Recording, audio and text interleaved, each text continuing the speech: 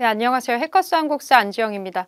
해커스 한국사 능력 검정 시험 2주 합격 기본편, 이제 조선시대로 넘어왔는데요.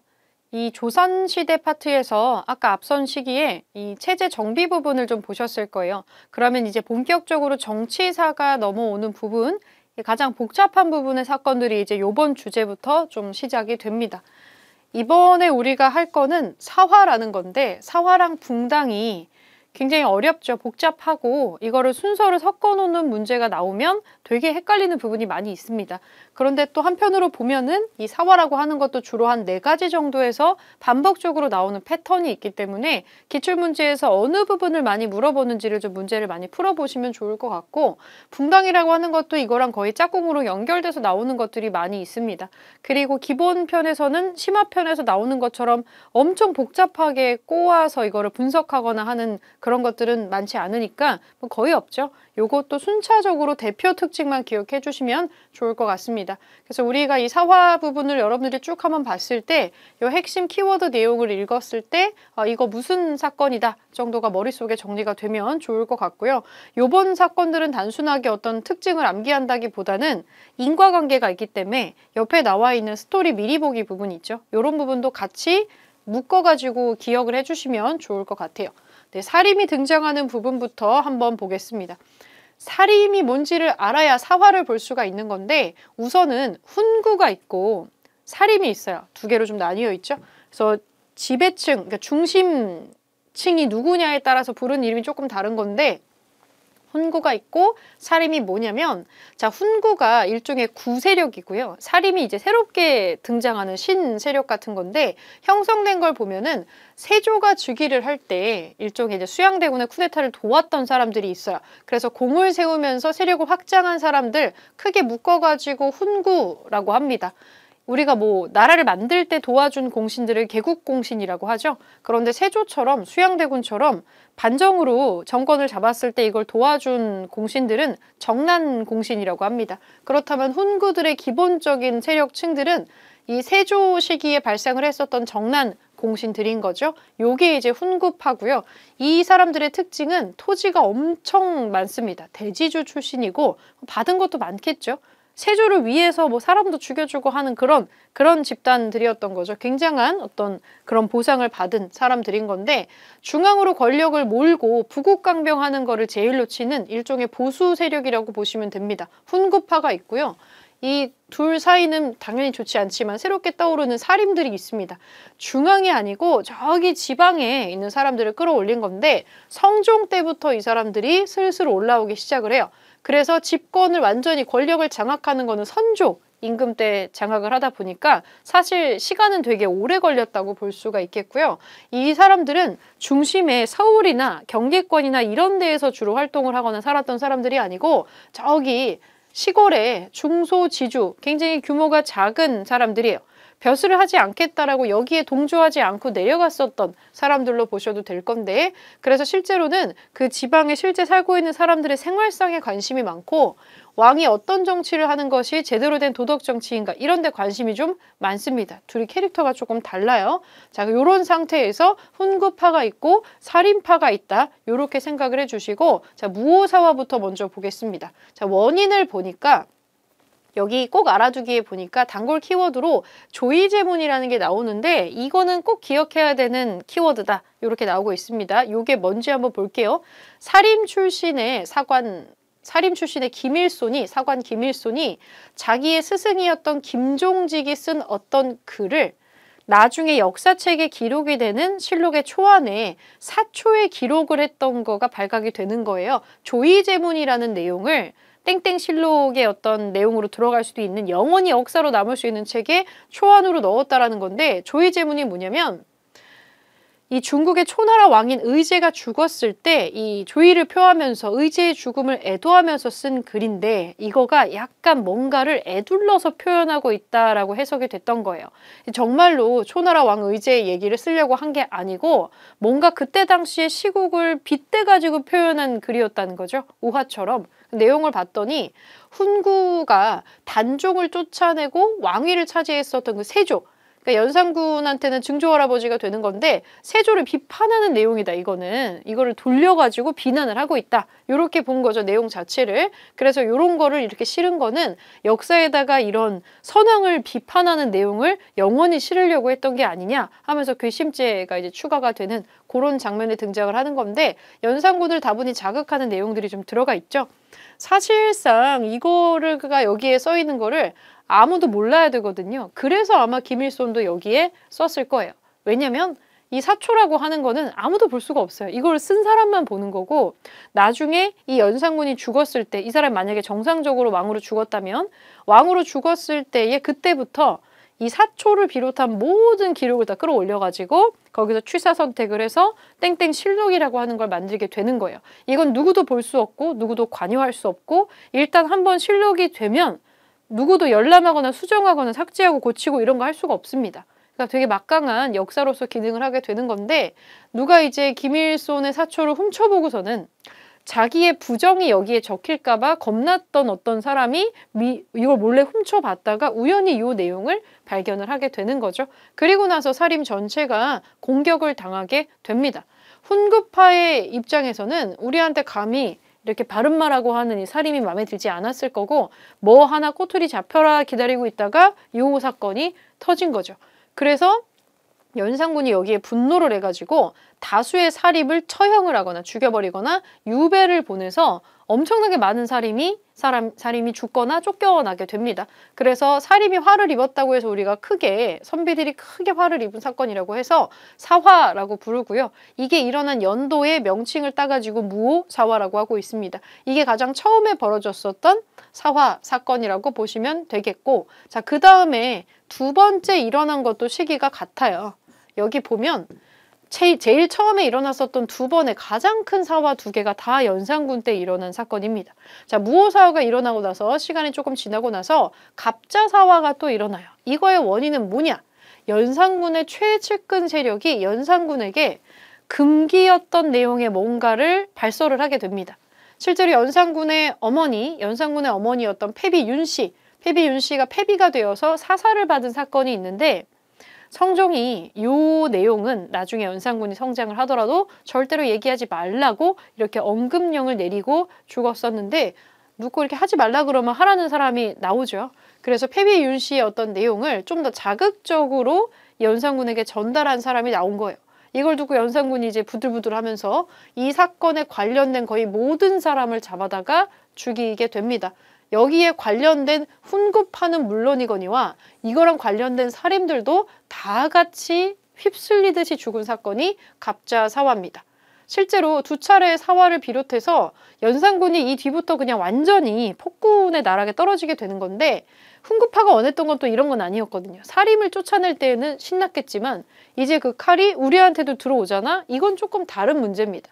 그래서 나중에는 이런 사건들이 반복이 되면서 신하들끼리 서로 생각도 다르고 사이가 안 좋은 사람들도 있었겠지만 이 신하들이 자기네들끼리의 이해관계를 모두 내려놓고 연산군을 몰아내는 데 힘을 합치게 되는 거죠. 왜냐면 연산군은 특정 당파를 싫어하거나 특정 카테고리의 사람들만 싫어한 게 아니고 그냥 우리 엄마가 돌아가실 때 혹은 이런 거를 본 사람들이 이렇게 많은데 아무도 이거가 잘못됐다고 안 하지 않았냐? 너네들 지금 나랏밥 먹는 이 신하라고 올라온 사람들이 제대로 된 놈들이 하나도 없어. 니네들은 다 위선자야. 이런 식으로 그냥 선비라는 집단 자체를 미워했어요. 그래서 특정한 어떤 세력을 쫓아내고 올리고 하는 그런 균형을 맞추려는 목적이 아니고 개인적인 분노를 쏟아내는 식으로 이 사람들을 처형을 했던 거죠. 그래서 이 신하들 생각에는 안 되겠다. 이러다 다 죽겠구나 싶어서 이 연산군을 몰아내고 중종이라고 하는 사람을 왕으로 올리게 되는 거죠. 이게 중종 반정입니다. 사화를 두 번 겪고 나서 중종 반정으로 연산군이 폐위되고 중종이라는 임금이 등극을 하게 되죠. 그렇다면 당연히 중종이란 사람을 왕으로 만들어준 주요 집단이 존재하겠죠. 요 주요 집단이 공신세력이 되는 거죠. 공신세력으로 등극을 하는데 주로 이제 훈구 쪽에 있었던 사람들이 권력을 장악하더라. 요런 내용이 나오는 거죠. 그런데 중종도 자기를 왕으로 만들어준 사람이 있으니까 처음에는 말을 들어야죠. 뭐 별로 그렇게 반발을 하지를 못하는데 이 사람도 나이를 먹고 이 통치 시간이 늘어나게 되면 왕은 난데 나의 어떤 권력을 제대로 된 권력을 행사할 수가 없고 제대로 된 통치를 할 수가 없으니까 뭔가 이 훈구파를 견제할 만한 애들 없나? 이런 생각을 좀 하게 되는 거죠. 그래서 훈구를 견제하기 위해서 이 대쪽 같은 선비 집단이었던 살인파를 저 지방에서 공부하고 있었던 이 정의로운 살인파들을 등용해가지고 끌어올리기 시작하는 거예요. 이때 등용된 사람이 바로 조광조입니다. 이 조광조라는 인물이 뭐를 했는지를 꼭 기억을 해주셔야 돼요. 조광조. 조광조의 특징이 어떻게 보면 융통성이 상당히 없고요. 굉장히 대쪽 같은 선비였다고 보시면 됩니다. 처음에는 이 사람의 그런 패기, 정의로움 이런 거를 마음에 들어 했어요. 이 사람이라면 훈구파 앞에서도 할 말 하면서 제대로 된 어떤 경쟁 상대로 성장을 할 수가 있겠구나 해서 중종의 비호 아래에 조광조가 발탁이 돼서 사림들이 다시 중앙 쪽으로 쓱 들어오게 되는 건데 뭐뭐뭐를 했냐면은 별표가 붙어 있죠. 개혁을 뭘 했냐면 현량과를 실시를 해요. 지금 너무 훈구밖에 없으니까 이거 언제 과거 시험 봐가지고 언제 사림 애들 끌어올려요. 좀 더 빠르게 사림을 등용시켜가지고 개혁을 하기 위해서는 일단은 적재적소의 사림들, 정의로운 조광조 생각에 자기의 정치적인 이상을 같이 끌어나갈 수 있는 이런 사람들을 빨리 중앙정부에다가 채워 넣어야 돼요. 근데 시험만 가지고는 너무 세워라 내워라다 보니까 그래서 뭘 얘기를 하냐면 현량과라는 걸 실시하자고 건의를 하게 됩니다. 사림들을 좀 더 빠르게 등용하기 위해서 일종의 추천제입니다. 천거하는 거죠. 그러면 무시험으로 그냥 들어오는 거예요. 현량과를 실시하자고 건의를 하게 되고요. 당연히 훈구 입장에서는 시험이라는 과거 시험이라는 허들도 없이 그냥 들어오는 자기들의 경쟁 상대가 좋을 리가 없죠. 이것도 반발이 좀 엄청 났었고 그리고 이 사람 굉장히 대쪽 같은 선비입니다. 성리학적인 것만 납득을 하고 불교라든지 아니면 우리가 원래 믿었던 도교, 무속신앙 이런 것들을 다 사적인 어떤 되게 이단처럼 생각을 하는 이런 사람이라서 소격서라고 하는 관청을 폐지하자고 건의를 하게 돼요. 우리가 불교만 있었던 게 아니에요. 오래 사는 불로장생, 선비, 십장생 이런 거 들어본 적 있으시죠? 이런 게 전부 다 도교적인 데에서 유래한 것인데 놀랍게도 도교는 아주 옛날부터 국가 행사로도 주관이 되면서 소격서라고 하는 도교 행사를 주관하는 국가 관청도 있었어요. 근데 이거를 성리학자의 눈으로 보면 저거는 무슨 국가에서 유교를 믿는 그 성리학을 믿는 국가에서 저런 비성리학적인 거를 국가기관으로 세금을 지출해가면서 저렇게 하는 게 말이 되나? 이런 식의 생각을 한 거죠. 그래서 아주 쓸데없다고 생각을 하게 되고 도교 제사를 담당했었던 소격서 없애자 그래가지고 소격서를 폐지를 한 적이 있어요. 쭉쭉쭉 나가는 거죠. 내가 옳다고 생각되는 거를 추진하는 이 추진력이 엄청났었던 사람인 건데 이 결정적인 사건이 이제 위훈 삭제입니다. 사실은 이런 거 하라고 중종이 이 사람을 키워 올린 걸 텐데 굉장히 충격적인, 그러니까 훈구들한테 충격적인 사건이었는데 위훈 삭제가 뭐냐면 가짜 공을 삭제한다는 뜻입니다. 중종 반정 당시에 반정을 일으켰을 때 그 공의 높이에 따라서 1등 공신이 있고 2등 공신이 있고 할 거 아니에요. 근데 그 반정 공신 중에서 아무것도 안 했는데 은근슬쩍 이름을 끼워 넣은 사람들이 존재했다는 거예요. 그걸 중종이 일일이 확인할 수는 없었을 거잖아요. 그래서 중종 반정의 공신 중에서 아니 공신도 아닌데 가짜로 공을 받은 사람이 있다. 그래서 가짜로 혜택만 받는 사람이 있다. 이거를 다 조사해서 찾아낸 다음에 삭제할 거는 삭제해야 된다. 그러니까 공신들을 건드린 거죠. 가만히 안 있겠죠. 자기 밥그릇 건드리니까. 요것 때문에라도 훈구파 입장에서는 아주 조광조가 눈에 가시 같고 얘를 쫓아내기 위해서 어떤 사건이든 불사할 그런 자신이 지금 생기게 된 거죠. 자, 조광조라는 인물 한성에서 태어났고요. 문과에도 급제를 하고 똑똑한 사람이고요. 현량과 실시를 건의하고 대사원에 임명이 되고 대사원이 그 사헌부 수장이잖아요. 딱 어울리는 직종이죠. 관리들의 비리를 감찰하고 바른말하고 하는 그런 데 들어가 있고 위훈 삭제를 건의했는데 갑자기 뒤에 사약받는 부분이 나옵니다. 이 부분을 놓고서 더 이상 조광조를 가만히 두면 안 되겠다고 판단을 하고 조광조를 제거하기 위해서 어떤 사건이 조작이 된 거죠. 그게 바로 기묘사화인데요. 자, 원인을 한번 볼게요.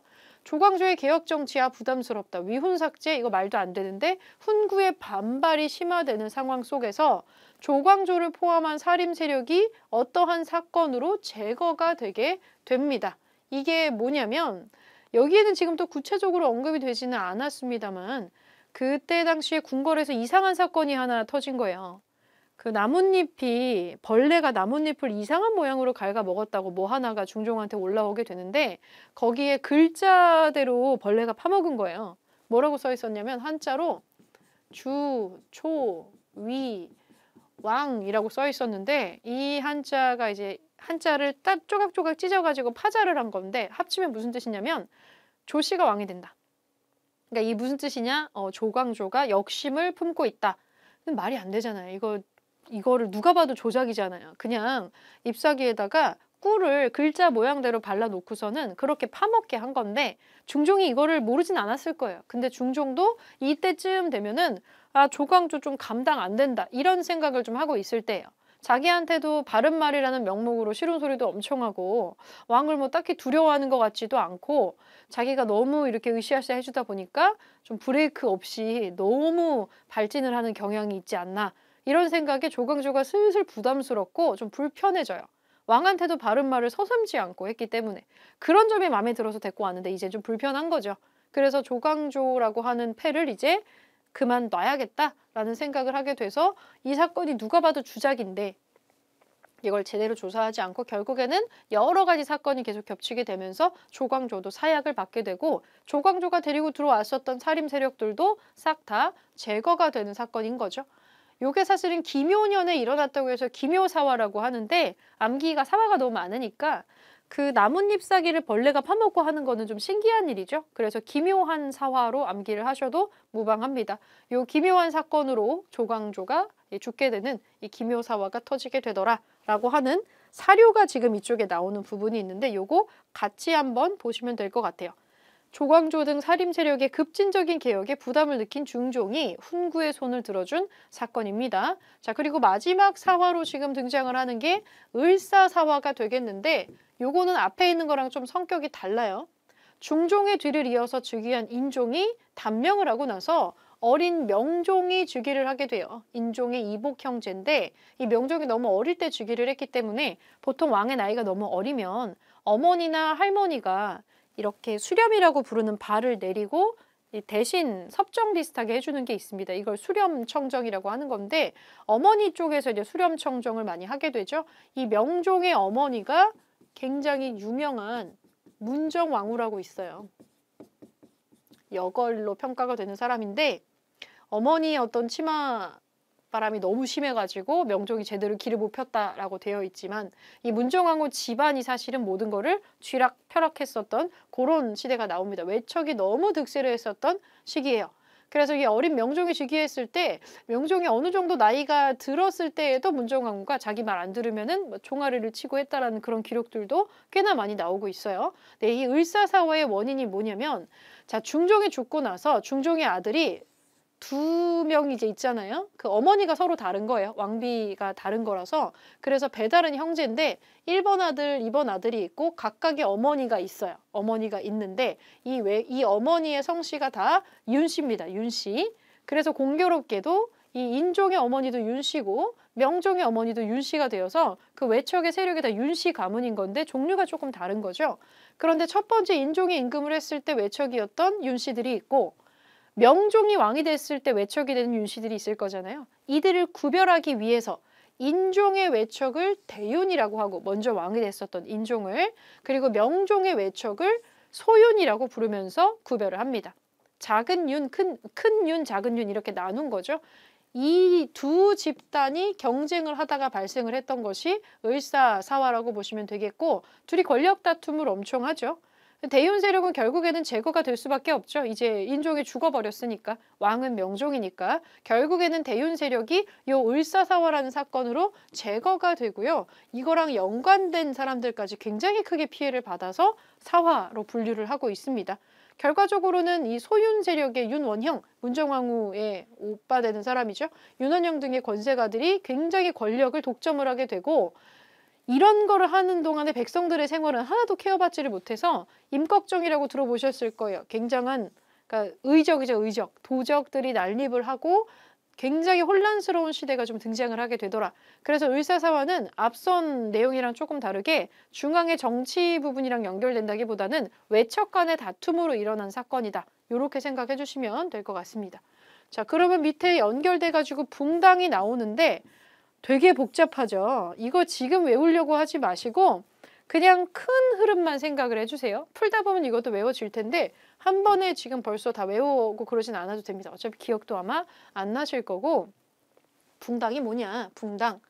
지금 우리도 국회의사당 같은 데 가서 보면은 정당 정치하기 때문에 우리도 정당이 여러 개가 있고 서로 의견이 좀 달라요. 뭐 야당도 있고 여당도 있고 여기에 속한 각각의 정당들이 있는데 그런 여러 가지 성격의 정치 집단들이라고 생각을 하시면 돼요. 그래서 여기 꼭 알아두기를 보니까 사림이라고 하는 우리가 훈구랑 사림이 있었잖아요. 근데 이제 훈구가 이제 나중에 다 이제 없어지고 나서 사림들 사이에서도 분리가 일어나게 되는데 사림이 동인과 서인으로 나뉘어서 붕당이 만들어지고 동인이 다시 한번 분화를 해서 남인과 북인으로 나뉘게 되더라. 그리고 나중에 뒤쪽 시기로 들어가면은 소론이니 뭐 이런 것들도 등장을 하게 되는데 그건 뒤에서 다시 한번 말씀드리기로 하고 자 이제 앞선 시기에 훈구파랑 살인파가 있었어요. 그런데 이제 훈구파는 영원히 없어지게 되고 살인파들이 정치를 완전히 주도를 하게 되면서 무슨 일이 일어나느냐 자 살인 서원과 지방에서 서원이나 향약을 통해서 세력을 계속해서 쌓아왔었던 사림이 중앙으로 다시 등장을 합니다. 언제? 선조 임금 때 다시 중앙으로 들어와요. 근데 같은 사림 집단들이 왜 찢어지게 되느냐? 당연히 원인이 되는 사건이 있겠죠. 중요한 사건이 하나 일어납니다. 이조전랑이라고 하는 중요한 관직 자리가 있어요. 이 이조전랑이 뭐냐면 3사의 관리에 대한 인사권 그리고 자기의 임기가 끝났을 때 내 후임자를 시험 보고 뽑는 게 아니고 추천을 할 수 있는 그러니까 이 자리에 앉아 있으면 내 사람한테 계속 이 자리를 물려줄 수가 있고 이 굉장히 중요한 인사권에 해당되는 데 영향을 끼치는 자리이기 때문에 굉장히 중요한 요직이었다고 볼 수가 있습니다. 그래서 이조전랑을 누가 임명이 될 것이냐라는 문제를 둘러싸고 김효원이라는 사람하고 심의겸이라는 사람의 의견이 갈리면서 다투게 돼요. 대립이 일어나게 되는데 요 사람들을 중심으로 이제 세력이 좀 나뉘게 되는 거죠. 사림이라고 하는 큰 같은 집단에 있었는데 김효원을 지지하는 사람들이 동인이 되고 되게 단순해요. 그냥 한양에서 이 사람 집이 동쪽에 있고 심의겸의 집이 서쪽에 있어가지고 서인이라고 한 거예요. 집의 방향에 따라서. 김효원을 지지하는 일파를 동인이라고 하고 심의겸을 지지하는 일파를 서인이라고 하는 건데 공교롭게도 나이대가 조금 달라서 구세력과 신세력으로도 나누어지기도 합니다. 서로 이제 생각하는 바가 좀 지향점이 달랐던 거죠. 그래서 이때부터 붕당이라고 하는 게 형성이 되는 건데 학문적, 정치적인 입장을 같이 하는 사람들끼리 모여서 집단이 분리가 되는 사건이 터진 거죠. 그래서 최초의 분화는 사림이 동인과 서인으로 찢어지게 되더라. 자, 동인, 서인이 나뉘어요. 그래서 결을 정리를 좀 해보니까 동인에 속한 사람들은 주로 어떤 성격이냐면 이황과 조식이라는 사람들의 제자들이고 김효원 등등의 뉴페이스, 신진 사림들, 젊은 사림들이 중심이 되더라. 그리고 서인을 보니까 율곡 이이와 성혼의 제자들로 심의겸 등의 나이가 조금 있어요. 기성사림이 중심이 되더라. 기성파와 신진파가 지금 동인과 서인이란 이름으로 나뉜 거를 볼 수가 있겠죠. 근데 여기에 또 무슨 사건이 터지느냐? 동인이 또 어떻게 찢어지게 돼요. 동인은 왜 또 찢어지느냐? 정여립이라고 하는 좀 핵심 인물이 등장을 합니다. 이 정여립이 자기의 어떤 붕당을 한번 바꿨던 사람인데 이 사람이 나중에 궁지에 몰려서 모반을 일으키고 있다라는 그런 루머가 좀 돌아요. 근데 실제로 군대를 키우고 있었던 게 나중에 발각이 돼서 이 영모 사건이 진짜다라고 알려지게 돼서 이 정여립의 모반 사건으로 인해서 동인이었기 때문에 이 사람이랑 연관된 같은 당파 사람들이 줄줄이 소세지처럼 전부 끌고 들어가서 다 같이 죽거나 다치는 사건이 벌어지게 돼요. 이게 기축옥사입니다. 엄청나게 많은 동인들이 피해를 입었고요. 뭐 죽은 사람만 뭐 수백에서 많게는 1000까지도 보고 있는 그런 연구 결과들도 있어요. 그러니까 동인이라고 하는 집단 자체가 없어질 뻔한 사건이라고 보시면 돼요. 그 기축옥사가 터지게 되는데 여기에 추가적으로 또 무슨 일이 일어나게 되냐면 건저희 사건이라는 게 또 일어나게 돼요. 이거는 세자를 건의하다라는 뜻입니다. 세자 책봉을 어떻게 하냐를 놓고서 이제 문제가 또 터지게 된 건데 정철이라는 사람이 있어요. 정철. 이 사람은 또 기축옥사를 자기가 막 끌고 가서 동인을 거의 멸당에 이르게까지 했었던 서인인데 이 정철이 자기가 이제 기축옥사도 일으키고 나서 어느 정도 서인이 힘을 잡고 있다고 생각을 했던 것 같아요. 그래서 건조희 사건에서 광해군이라고 하는 사람을 왕세대로 책봉할 거를 건의를 했는데 실제로 선조가 광해군을 별로 그렇게 크게 탐탁지 않게 생각을 했었기 때문에 이걸 대단히 버릇없는 건의라고 생각을 하게 되고 동인 입장에서는 자기네들이 기축옥사로 이렇게 피해를 입었는데 이거 만회해야 되잖아요. 특히 여기 핵심 인물이 정철이에요. 그래서 정철을 또 공격을 엄청 합니다. 감히 이런 식으로 건의를 한다는 거는 이 왕을 이제 무시하는 처사다 이러면서 엄청 공격을 하게 되고 요걸 계기로 서인들도 굉장한 또 피해를 또 입게 돼요. 그래서 이번에 서인에 대한 처리를 두고서 동인들이 일갈이 또 나뉘게 되는 거예요. 자, 여기서 중요한 거는 맨 처음에 공격받은 건 동인이에요. 근데 이 공격의 핵심에 정철이 있어요. 근데 이 정철이라는 사람을 몰락시킬 수 있는 기회를 잡은 거예요. 건조의 사건으로. 그런데 동인 내부에서 의견이 갈리는 거죠. 죽여버리자는 사람도 있고 이참에 그냥 아예 싹 쓸어버리자 이런 사람들도 있고 아예 뭐 그렇게까지 해 그냥 유배 좀 보내고 여기서 좀 정리하자. 그러니까 온건한 파와 급진한 파로 나뉜 거예요.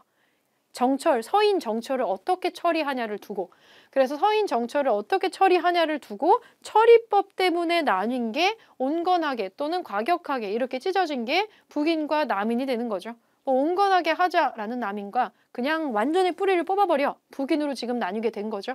여기서 여러분들이 봐야 되는 건 여러 가지 이해관계 때문에 쪼개지고 있다라고 하는 것 여기까지만 인지를 좀 해주시고 자 북인과 남인을 보니까 자 북인들은 강력하게 서인 처벌해야 돼 라는 사람들 남인은 아이 뭐 그렇게까지 해 라는 사람들로 나뉘더라는 거죠.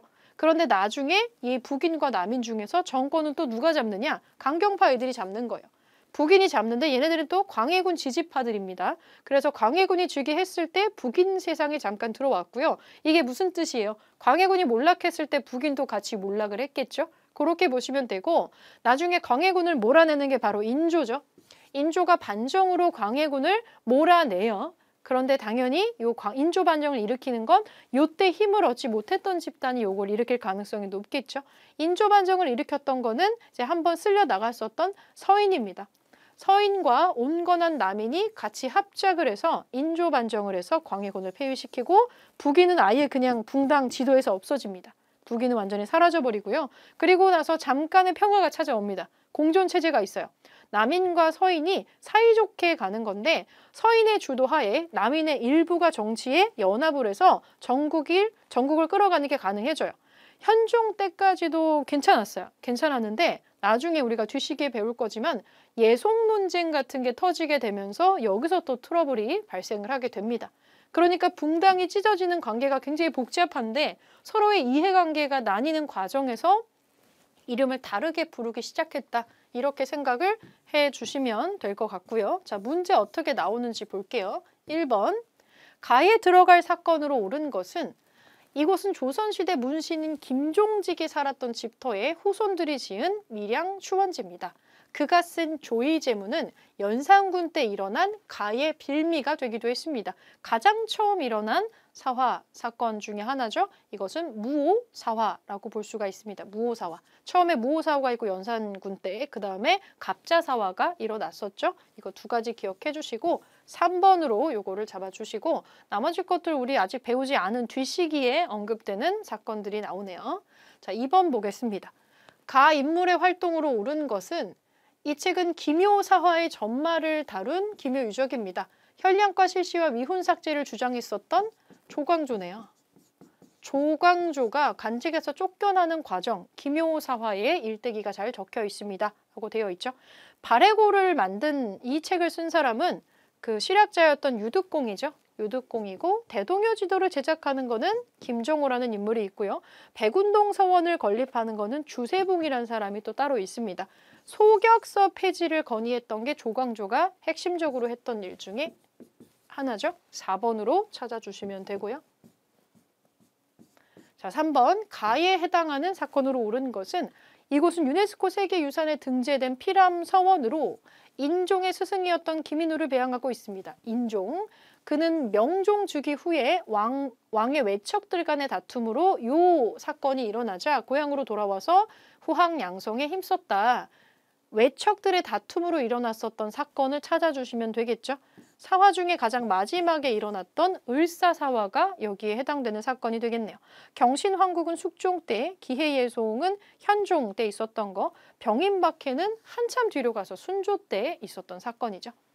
요 4번으로 찾아주시고 마지막 옆에 4번 문제, 다음 대화 이후에 전개되는 사실로 맞는 거, 이조전랑 김효원의 후임으로 심춘겸을 추천했으면 합니다. 심춘겸은 외척임으로 이조전랑에 마땅하지 않습니다. 이조전랑의 이 추천권을 두고서 뒤에 누군가를 후임자를 선정하는 거를 두고 이 둘이 지금 의견이 갈리고 있는 게 나오고 있죠. 그래서 이조전랑의 임명의 문제로 붕당이 나뉘게 되는 거를 지금 얘기를 하고 있는 거예요. 어떻게? 동인과 서인으로 나뉘게 되는 과정이 이제 요거 뒤에 등장하는 게 되겠죠. 그리고 나서 붕당이 싸움이 나게 되는 사건이 연결이 되는 건데, 자, 기묘사화가 일어난 거는 요 사건의 앞선 시기에 있었던 거고요. 신진사대부가 등장하는 거 고려 말기잖아요. 고려 말기에 공민왕이랑 같이 등장을 하는, 수양대군이 권력을 장악하는 거, 수양대군이라고 한다면 세조인데 이거보다 훨씬 앞선 시기에 있었던 거죠. 시기가 전부 앞선 시기네요. 자, 4번 사림이 동인과 서인으로 나뉘었다. 요거 뒤에 이 사건이 등장을 할 수가 있겠죠. 지금 기본편의 특징은 이렇게 헷갈리는 순서 문제를 낼 때에도 오답을 완전히 아닌 거를 내요. 시기적으로 완전히 떨어지는. 그래서 혹시 여러분들이 답이 헷갈릴 수도 있는데 오답이 완전히 아닌 것들이 좀 많이 나오기 때문에 순서를 보는 거는 그렇게 크게 어렵지는 않을 겁니다.